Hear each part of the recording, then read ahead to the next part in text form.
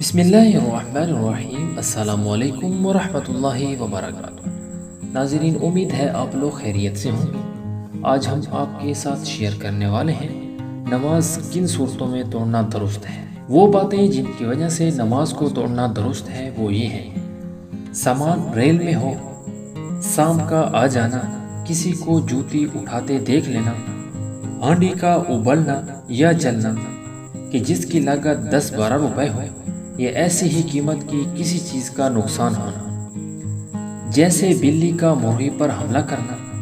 کسی اندھے آدمی کا کنویں کی طرف چلا جانا کہ گر جائے، کسی کے جسم میں کپڑوں میں آگ لگ کر جلنے لگے، ماں باپ، دادا دادی، نانا نانی کسی مصیبت میں پکاریں اور دوسرا وہاں امداد کو نہ ہو تو سنت اور نفل میں ماں باپ، دادا دادی، نانا نانی پکاریں، خواہ کسی تکلیف کی وجہ سے ہو یا یوں ہی، اور ان کو نماز پڑھنے کا علم نہ ہو تو ان اخیر 4 صورتوں میں نیت توڑ دینا واجب ہے۔ ناظرین، اللہ تعالی ہم سب کو اپنے احکامات کے مطابق زندگی گزارنے کی توفیق عطا فرمائے، آمین۔